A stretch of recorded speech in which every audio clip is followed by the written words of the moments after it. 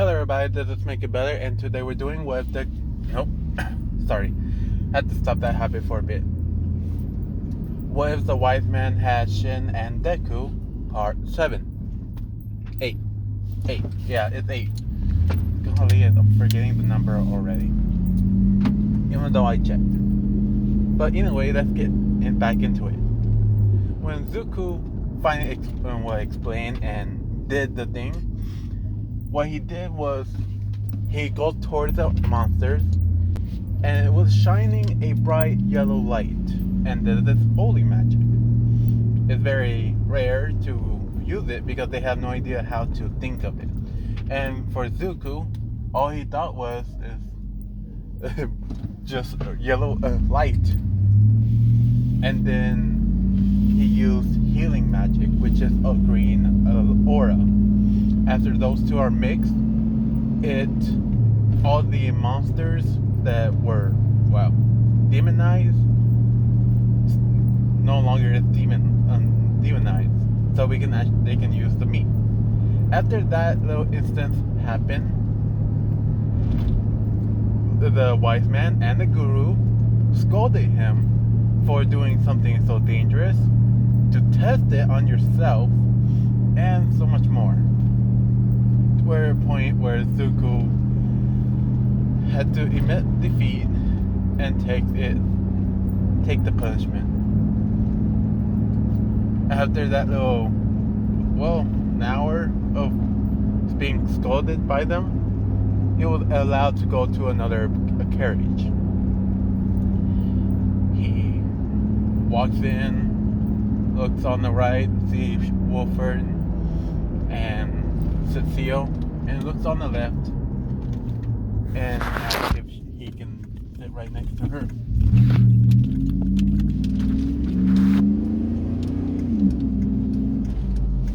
She said yeah, as she moved some of her stuff out of the way. She basically was just messing around some other items.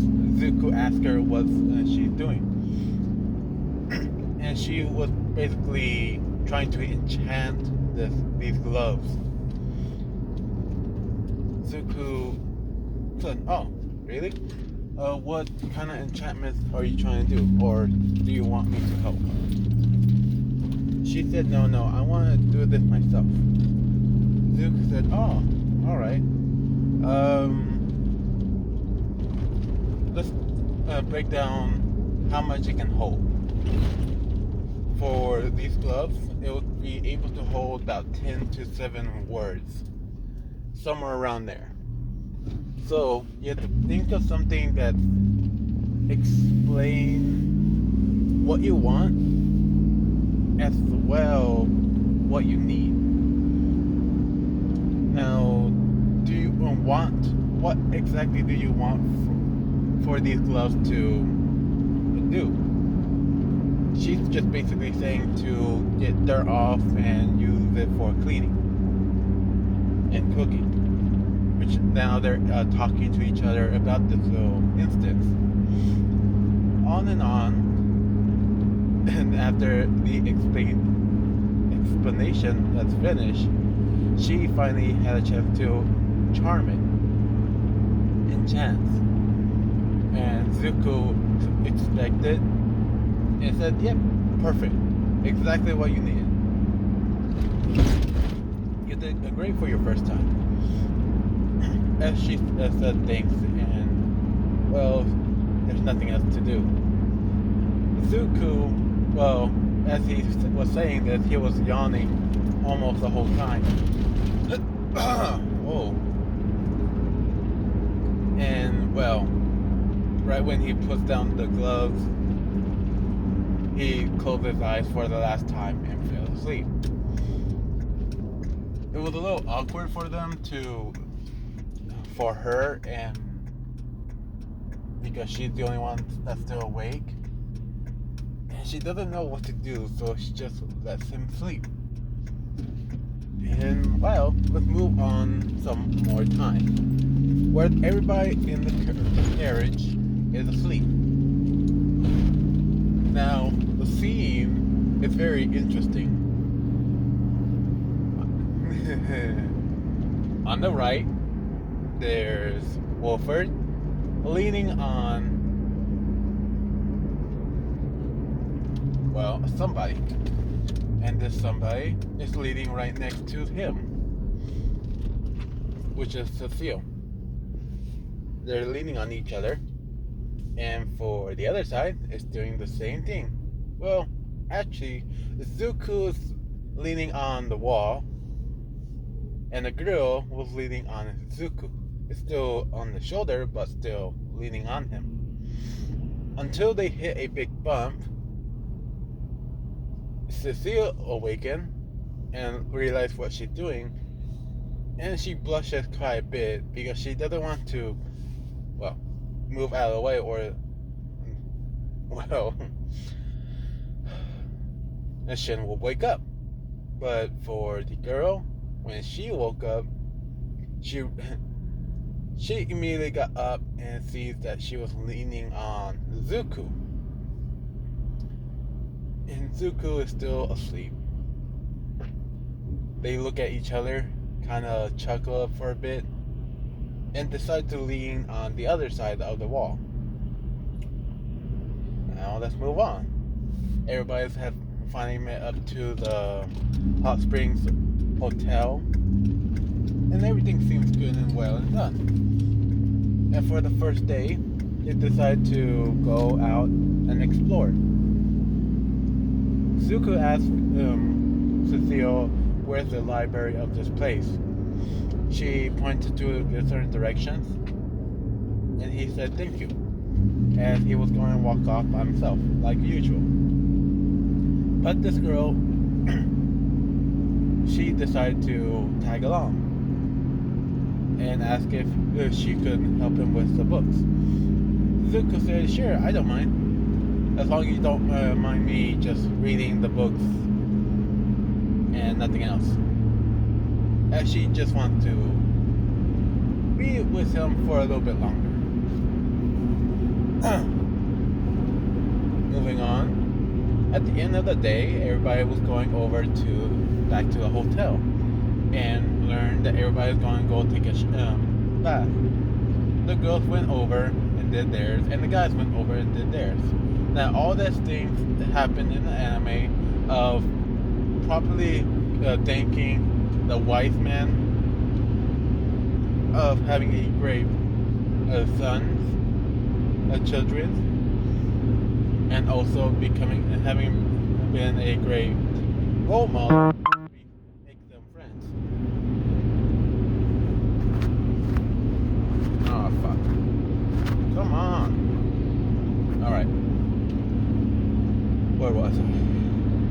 And over on the girls' side, they appreciate it, but now they went over to talking about the inventions that Shin and Deku had made for the whole time, and they have no, even the guru has no idea how Zuko or Shin have made a treadmill and do all these type of experiments. And she kind of realized while she was talking about them that Zuko was more of the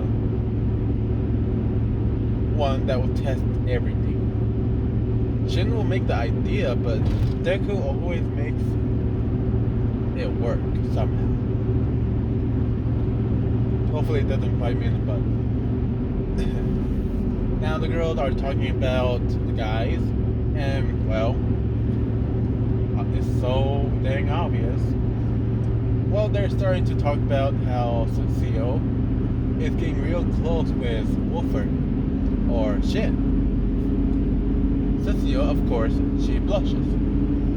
And to reflect all of this eyes on her, she asks the girl, the redhead, what she's doing with Zuko over at the library.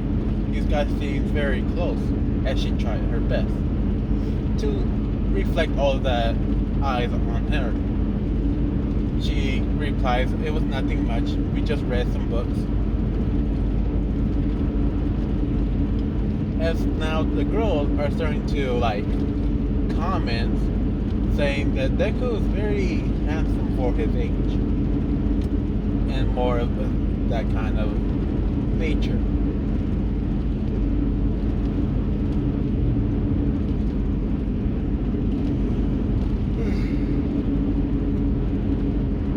Now, it seems like something is there, but the girls can't find anything to make her embarrassed.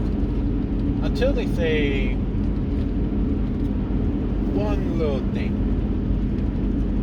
A very small kind of thing. She asked, and don't you have a husband awaiting for you over at the kingdom? And she say no, because she hasn't found anybody that would pronounce as their fiance, fiance. And she say no. And they comment, well, it looks like you're looking for someone, or did you just find him? As the guru looks over to her, ignoring the conversation somewhat, hearing only pieces and parts of it. And that one, my friends, embarrassed her. Turned her face completely red, and immediately just hide from all of them by going into the water. After all that joking aside, they were coming out of the bath.